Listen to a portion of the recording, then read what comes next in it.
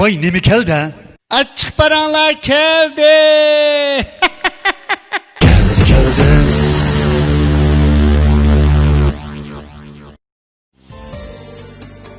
Özgücü pason, isil süpet, coşkun ruh.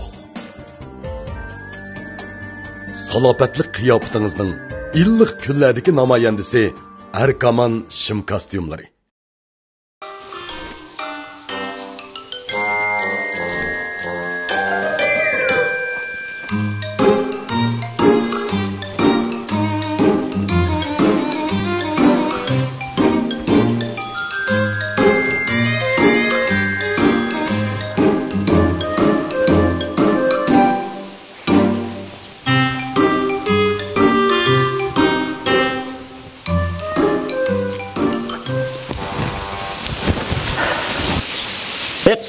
Kadikhan.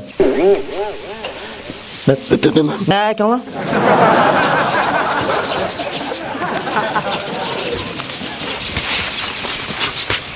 Hey.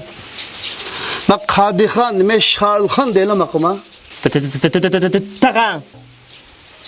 Silib beşonluğa yotqan atıp yığılğa şankolan çıkıp usul oynaganga Şarlxan bolup kalmaysızlar. Hey. Sen Kadikhan degen olan muş bizi şu dediğin hemmisi Şarlxan deydi. Tutma. Ay nim dep kelgen. Manda gap. Tamam. Ha qanday gap? Akşam bizning qo'y bilan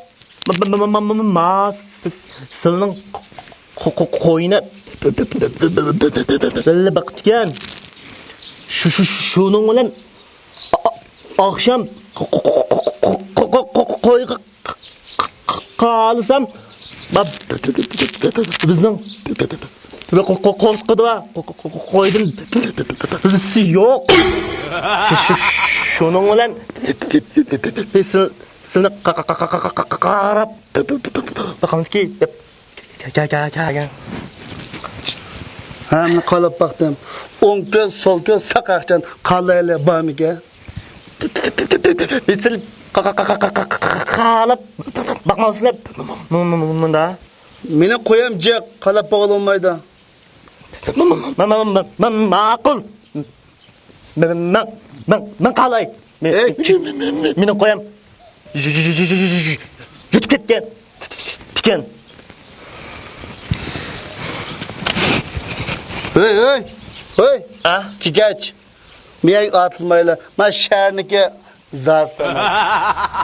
Ha iştin kelmez. Şıklamı. Ha? Ma'qul. Chiqing. Kiray. Nereden kelib kigach?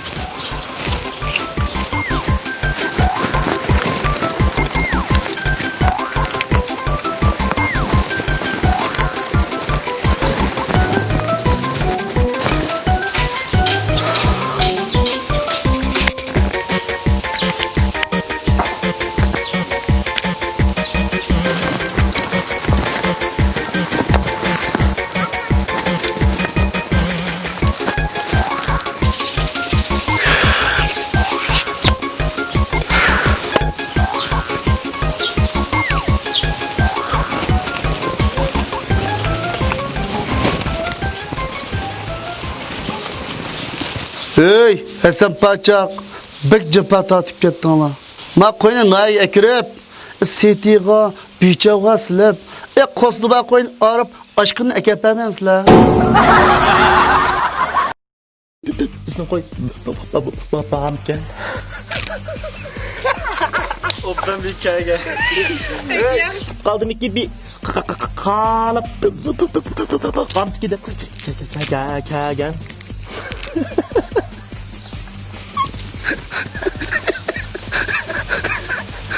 Hasan Paçak. O keç. Bu silip. Beşanlığı şankanı sıyatkan te toğra. Hey Hasan.